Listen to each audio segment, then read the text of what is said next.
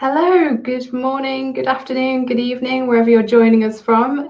Welcome back if you've been to some of our webinars before, but if it's your first one, then welcome very much to the base webinar this evening. So we've been running these now in conjunction with FlightPad for the last couple of months. This is our 5th session, but even if you haven't been to one of our previous sessions, then that's absolutely fine, because they're all unique in their own way, and we'll be covering some things. And Andy will be introducing himself shortly. So just want to talk you through some of the functionality of this particular platform if you haven't used it before. So you are muted and camera off, so we can't see you, but hopefully you can see and hear us. I think Andy's on his screen. I think it's just gone off at the moment slightly. Hopefully Andy is still there. I'm still here, but I will. I don't know why it's done that. Okay, stand by one. No problem. We have a chat function on the right hand side, so you are able to talk to us. You can put any questions or any just general observations in there, and we'll pick that up as we go through. There is a button on the right hand side of the chat once you put a line on where you can mark it as a question if you just want to make that really clear. We may also run some polls throughout the session as well. It should be around half an hour. These are sort of quick turnaround ones. And yeah, hopefully you can interact and engage with us as much as possible so you can get the most out of it as well. So I will pass over to Andy now. And yeah, please feel free to put stuff in the chat box, and then I'll pick up those questions as we go with Andy. Thank you.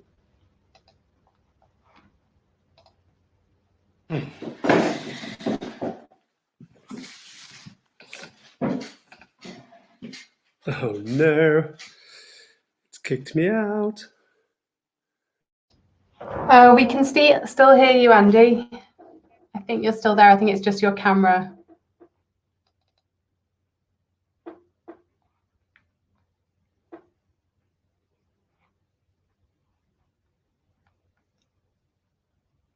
Andy, can you hear me?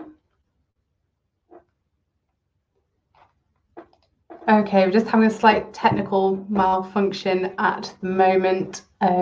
We'll be with you shortly, I'm sure. Andy's probably just on his way into another part of his house or rebooting his machine at the moment as we speak. So I'll start the presentation on the first screen now. This session is all about development plans. So while we're waiting for Andy to reconnect, if you please feel free to chat in the box. Here he is, he's back. It's always a joy, isn't it, technology? There must be something that happens in my village at 6 o'clock, because I've had no problems at all for the last week. So anyway. No problem at all. But there we go, all part of the entertainment. So thank you very much for filling in there. And I did see that somebody was from the exotic Macclesfield, I think you put. So what I wanted to say is today's session, I really want to try and sort of focus on reviewing our own development plans. I've got a few sort of ideas in the back of my sort of mind, but what it would be really useful is if you can just quickly pop in the chat, just your name and sort of what stage you're at.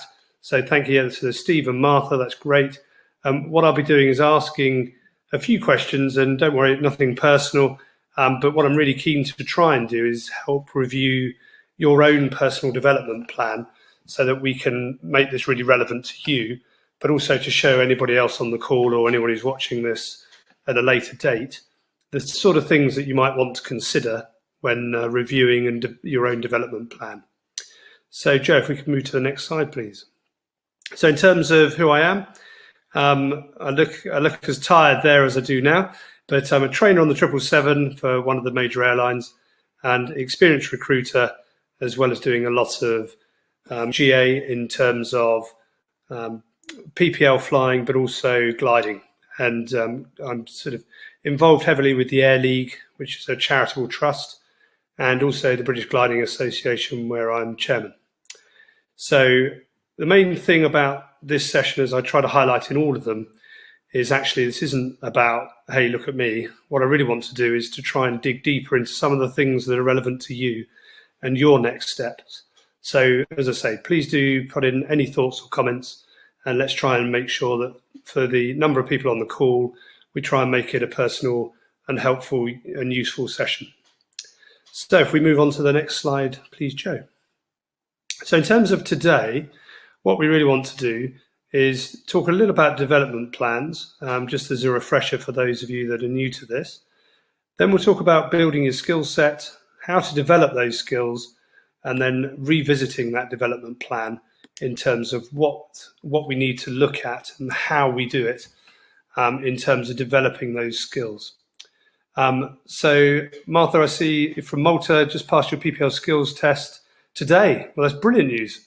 So your development plan will be based around moving on to the ATPLs, as you've rightly put, and actually starting to develop all of those essential pilot competencies that will make you stand out to recruiters and make you the person that people want to employ.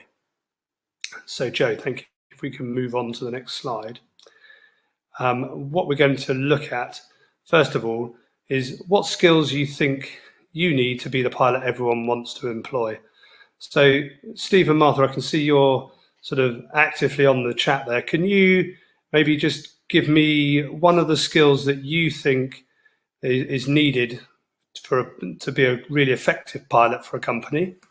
So that's the first one. So something you think is a really vital skill. And then looking deep into yourself, and again, this is not about judging anybody, talk about just put a sort of headline as to one of the skills that you feel you need to develop more to be the pilot that everyone wants to employ. So I'll just give you a second or two to have a little think about that, pop it into the chat. So in terms of the skills, I think, so you're calm in stressful and spontaneous situations. Well, that is a great skill to have, I agree. So that's a really good one. Now, to be calm and sort of able to relax, or I suppose make sure you make the right decisions under stressful situations, the kind of things that you need to be able to do is to be able to take information in, process it quickly and calmly, and then make sure that you make a sensible, thought-through decision process. Now, we know there's several different ways of making a decision, and depending on your experience level will lead you down a different path. Now, even with, and Steve, feel free if you can, just to pop in your thoughts as well, and I'll make sure we make this relevant to you both. And so, but moving on from that one, in terms of one of those sort of how to remain calm, in terms of our decision-making processes, we've got several different things at our disposal. So we can do analytical decision-making. We can do, so analytical is probably where you sort of go through a whole process and make a decision based on gathering information and then processing it to come out with the conclusion. We've got naturalistic, which is sort of the instinct and the gut reaction. And then you've also got rule-based, and that will be following your checklist and a procedure. Now, as we know in aviation and in lots of walks of life, any of those sort of things where something goes wrong, actually you need to think, well, what is the right process to do to make sure that you get the outcome that you desire? And I think the important bit that you need to think about in terms of the skills and the way you develop it, and one of the things for the development plan to review, is to think about what you would do in those situations. So if you find yourself with an engine failure, now in a single engine aircraft, an engine failure is actually a pretty big situation, because whatever happens, you will be going into land. And that may sound a little bit sort of contrite, but actually it's important to think through what you would do in that situation, because actually there is a procedure to follow. Certainly just thinking back to the PPL side of things, you would want to make sure you secure the engine, but importantly, you need to make sure you keep flying first. So we've probably heard the adage of aviate, navigate, communicate. So the first thing we'd probably do is aviate, so make sure we've got the right speed, make sure that we're flying as efficiently as possible, and then make sure we're going in the right direction before we think about talking with others, including air traffic or anybody else on board. Then once we've done that, we need to actually sort of start that thinking process, so choosing one of those 3 different routes to handle that situation. And actually, I think that's the important bit then, is to make sure that you prioritize all of those elements and make sure that you get things together to make sure that it works. And I think that's an important thing to do when we get ourselves set up, ready to deal with that situation. So what we'll do then is we'll have a look at making sure that once we've got the things set up, once you've made that initial decision process, you've then got a plan that you can put in place to make sure that you are acting in the right way. So I think that sort of gives you an idea of one of the skills that we might need to sort of look at there. And actually, we'll talk in a moment about how we can develop those skills out of the cockpit and out of the flight deck. Steve, thank you very much for those messages. And yes, skills in terms of good CRM, couldn't agree more. So how you communicate and work with others is really important. I think it's vital to the way that you come across an interview, but also importantly in terms of the role that you will be undertaking, which will probably be a multi-crew operation for most commercial operators.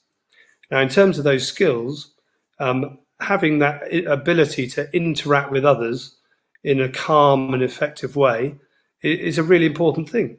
But the other thing is actually how to intervene when things aren't going right. And there's several different ways of doing intervention. One of them talks about sort of having different processes. So the first stage might be to give a hint or a tip to somebody. The next stage might be to sort of ask them a question about why they're doing something. And then the last one might be actually to tell somebody that you need to push this now, or you need to pull up, you need to turn the right, you need a very directive skill set. And I think all of those things are really important to make sure that you do that. Joe, if we move on to the next slide, I think that one then covers a couple of things. So we talked a little bit about development plans and what we can do to ensure that you're ready. Steve, you made a really good point there. You've talked about making things that you improve to make sure your CV is focused towards each company as opposed to generic. And actually, I think that is really important because actually what people want is they want to see what you are going to do as an individual and why. It goes back to that big question at the beginning of all of this is, why do you want to be, or what makes you that person that stands out compared to anybody else? And I think that's the really important element when we start talking about all of the different things that are going on. Because at the end of the day, we want to recruit the right pilots when we bring them into a commercial operator.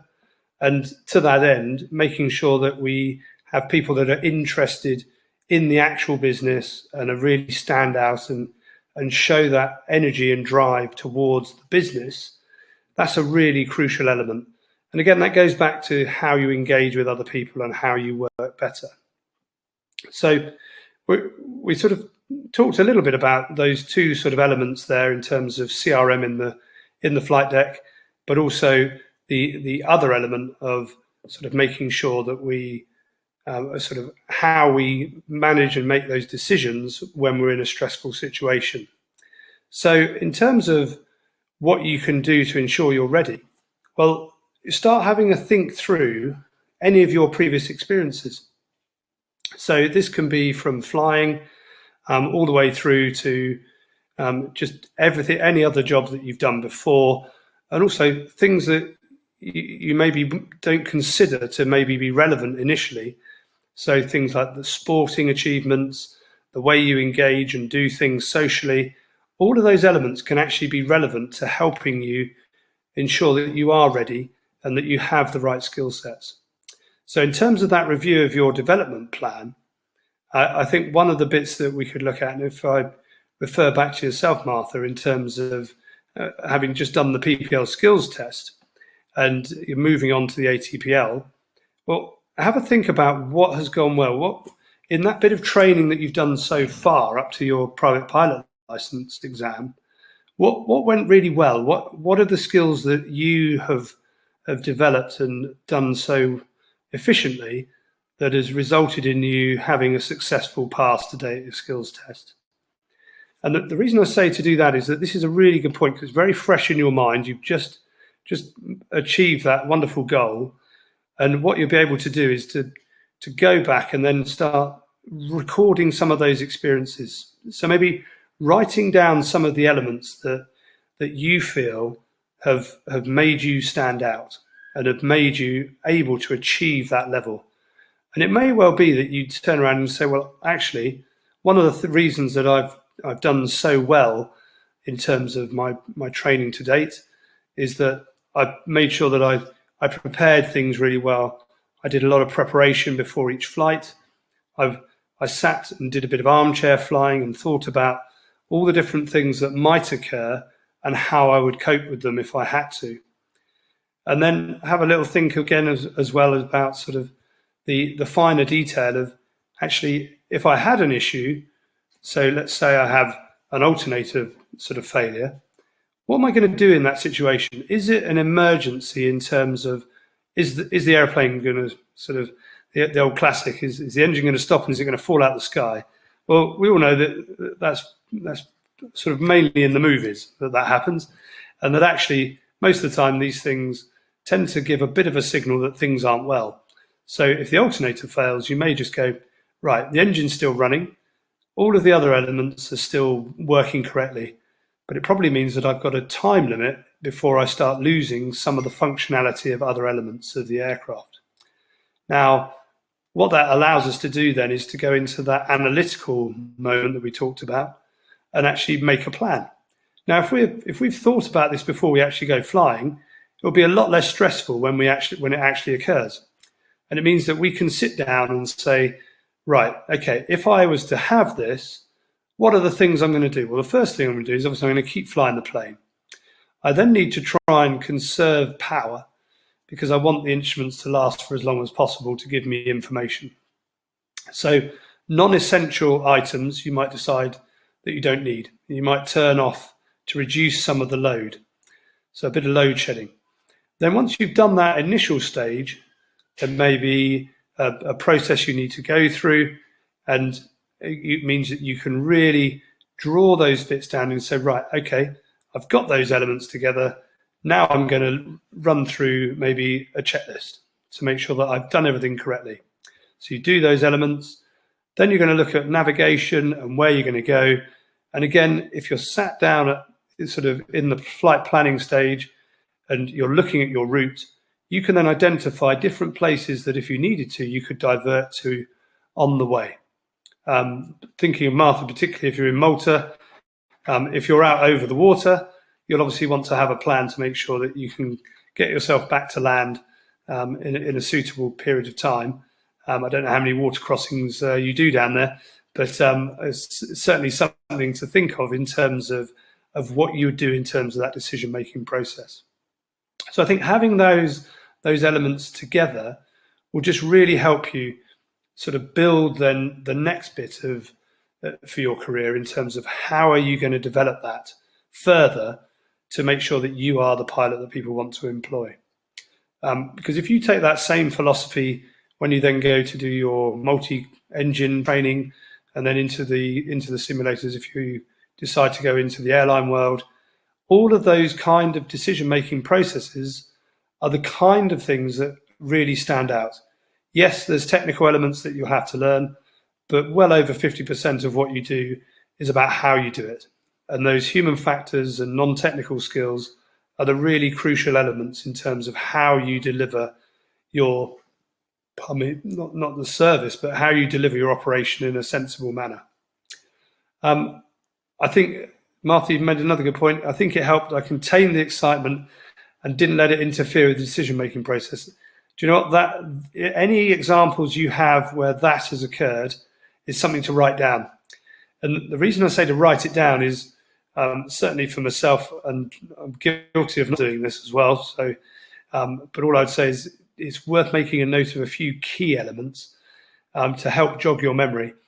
But if you think of it, if you have a day where you've had to overcome all sorts of challenges, and you've maybe received feedback, worked well with other people, making a note of it will allow you to then draw on those examples when you come to prepare for an interview, which is one of those things that we'll talk about in a couple of sessions' time. So what I would suggest there is that what's really good about recording those experiences is that you've then got a pool of things to draw on when somebody asks you a tricky question about how do you cope with stress, how do you cope under pressure, when have you worked well as in a team, and all of those really sort of sometimes quite probing questions where they dig a bit deeper and say, well, can you give me an example of when you have done this, and when have you shown true leadership? You'll then have a wealth of examples you can draw on. Now, in terms of the sort of what is next bit, it's not just in aviation that we can sort of really harness and develop these skills. One of the things you can do is think about the way you maybe cope with issues at home. So most people have got a car and access to a car. If you have an issue with the car and it breaks down, how are you going to deal with it? And everyone goes, well, I'll probably call someone, or I'll do this. Or actually, if you sit down and think about it, people will approach it in quite different ways. Some people will just pick up the phone and say, I need help, come and sort me out. Other people will go, well, hang on a sec, what is the problem? And actually, have I prepared for this? Do I have any tools that I can fix this with? Is it a simple fix? Is there a warning light that can maybe prevent it becoming a major issue? Did I do a bit of a walk around before I got in the car? Did I notice that the tyre was slightly flat before I set off? All these things sound very obvious, but actually if you start thinking about things like you do on an everyday basis in a little bit more depth, you can actually start dragging out some of the thought processes that you would need on the flight deck in terms of dealing with any sorts of situation. So it's a really interesting sort of way of maybe trying to develop those skills whilst you're not actually in the flight deck itself. Joe, if we can move to the next slide, please. So review and redefine your plan. Now, if you haven't watched the sessions previously, they're all on the base website, so you'll be able to download and see them, and they're all capped at around 45 minutes. So you can put them on as a sort of a podcast when you're walking or running or cycling or out and about. But have a little bit of a look back over your personal development plan. And if you haven't got one, it doesn't have to be sort of a version of a famous novel. It just needs to be a simple piece of paper where you write down the things where you have a real strength, and then the other areas where you feel you would benefit from development. And I think all you need to do there is, by doing that, you would be able to look at the areas where you feel you need a little bit more effort or a little bit more focus. And communication is one of the key ones for most people joining the industry. And the reason I say that is that a lot of people are quite good at communicating via iPhones and technology, but actually the face-to-face conversation is an art form that normally develops with a lot of experience. So if you've got the time to make sure that your communication skills are right at the top of the list in terms of ability compared to others, that will in its own really stand out. Because I think it's really important to make sure that you have that kind of approach in terms of your communication and your skill set, to make sure that you're able to review and redefine different elements that you need to focus on. Now, what I'd suggest you do in terms of redefining your plan is to look at what's changed in the past sort of 3 or 4 months and say, well, actually, this has improved. Maybe this needs a bit more work. And one of the things is that all of us are on a continuous development. So even myself, I need to sit down and remind myself of some of the technical elements that I need to do more of, and also on the engagement side of making sure that things are effective, they don't bore people, and also that it comes across in the right way. And I think that's an important bit to do in terms of redefining that plan to make sure that things work well. So that's just one of the sort of elements that I would suggest we sort of look at to make sure that your plan is relevant to you, and make sure that it gets your skill sets ready for what we're going to talk about on the next two sessions. The next one, which is going to be the 30 seconds. So making an impact in that 30 seconds and how important that 30 seconds is. And I'll describe more about that on the next one. And then the sort of the last session in the series will be on preparing you for your next interview in terms of your next flying role. And I think we'll just try and focus on the core elements that we need to think about there before we do that. Martha, you put a little thing. Let me have a little read of your comments here.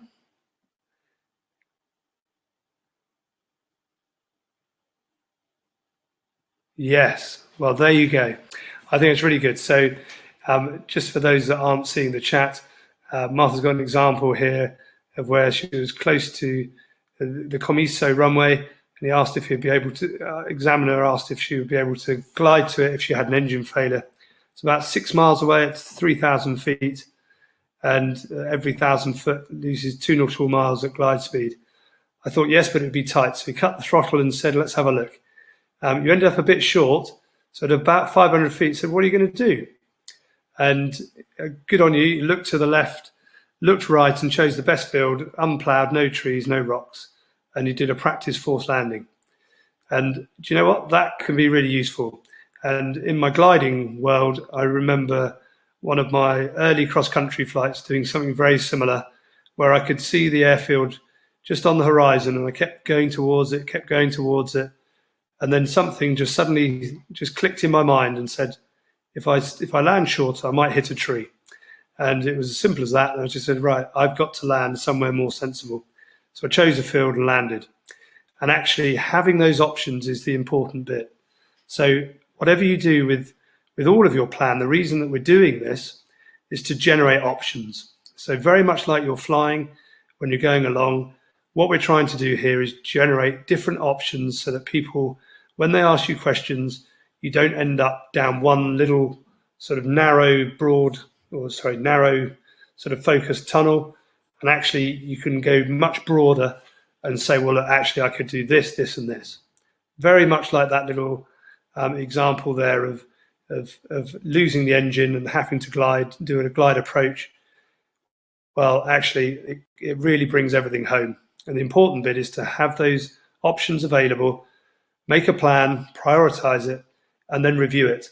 So that if things change, you don't just keep going. You make sure that you keep generating options right to the end. And actually, there's time and time examples of where that's worked really well. And if you want a really good example of that, obviously the legendary Sully Sullenberger, who is Chelsea, is an amazing chap and a lovely family. And all I'd say is that if you want any inspiration or any ideas on how things can work really well and why they work really well, I think he typifies a lot of the elements there. And there was a great interview just last week on the Air League's website, which again you can watch through Facebook Live, which really went into some of the detail of how he developed those skills over many years, and how he feels it's really important for all pilots to maintain those skill sets, because you never know when you're going to have to call on them. And I think that brings us sort of nicely towards the end of today. If there are any questions, obviously please pop them in the chat. But I think the important bit I'd just like to say is it's just really great to have those development plans and really think through what you're going to do in terms of I suppose, how to really make that change and make you stand out compared to others. That's brilliant. Thank you, Andy. Okay. Yeah, really good information. I have got a question for you, if I may.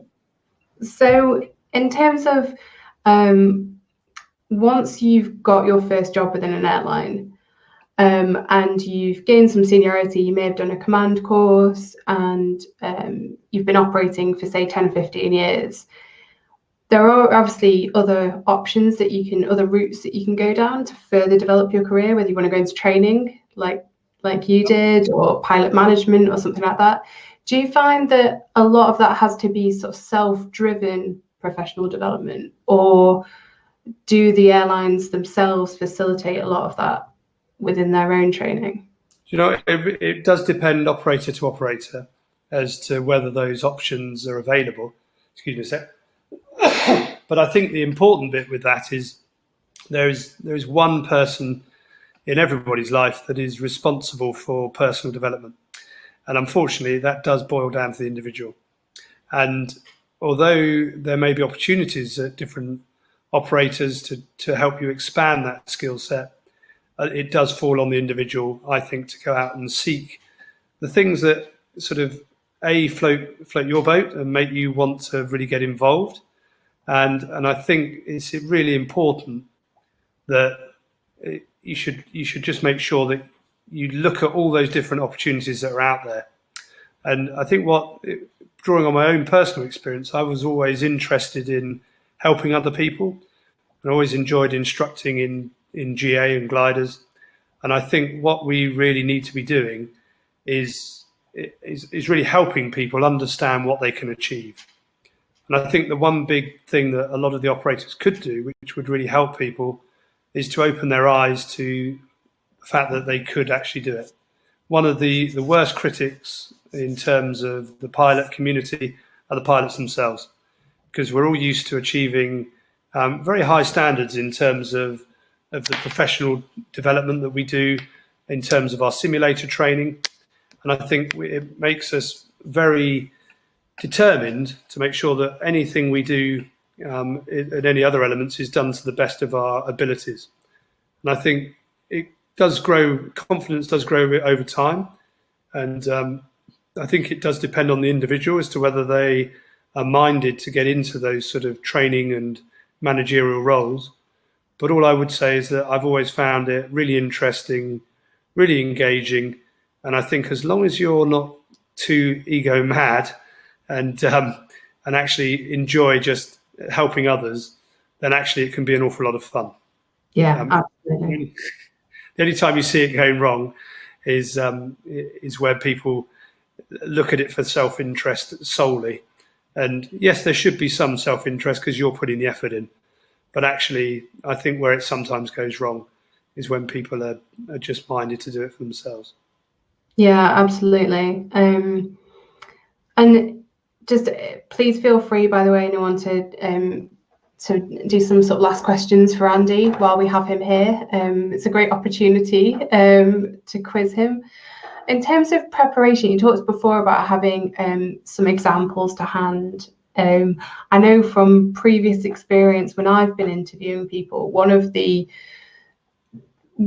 telltale signs that at the interviews that people have almost over prepared is when you ask them a question, maybe a competency based question, and they answer with a completely different answer, because that's the answer they want to give rather than the question, the answer to the question you've just asked them.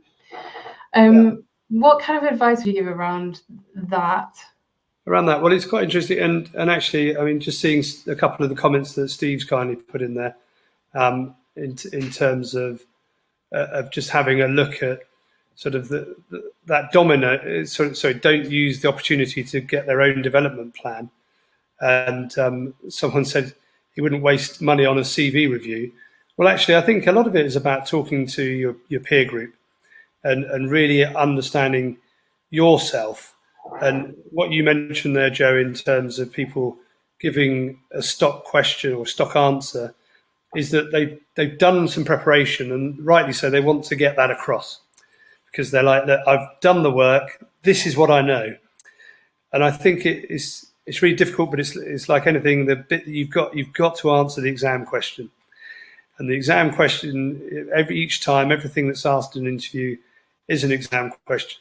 So if it doesn't fit, that's why having that pool of experience behind you is really useful.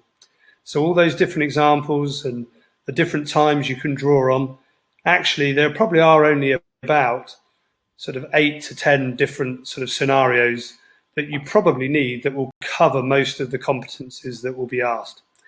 But it's how you put those forward. And having the ability to articulate that only comes from practice. And the way to practice is with friends, family. By all means, you can go on some of the courses.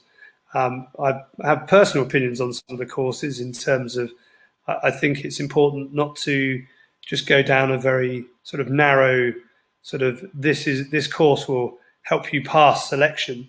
Actually, the course you really want to be on is the one that's going to develop you as an individual, because actually what you really want to be doing is to show people how to develop themselves so that they can achieve and continue to develop and continue to achieve further down the line.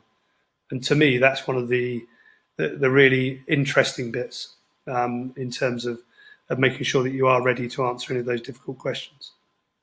Fantastic. Martha has written a comment asking about the documentary interview. So yeah, it was the Air League, wasn't it, Andy? I'll just type. Yeah.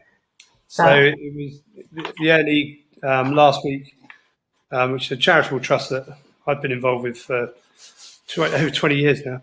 I don't know where those years have gone, but they've been brilliant. And on their Facebook page, they did a live session, but I think it's been repeated on most of the LinkedIn and other social media platforms. So Martha, if you can't find it, if you drop me a line on LinkedIn, I can send you the link. That's brilliant. Well, thank you very much, as always. It's going to be a couple of weeks until we meet again, but there is a FlightPad group on the aviation base, so please check it out. And if you've got any questions in the meantime for Andy, please post them on there. And then yeah, we'll see you again in a couple of weeks. Thanks very much for your inputs, and especially to Steve and Martha. I think Steve's left now, but definitely to Martha.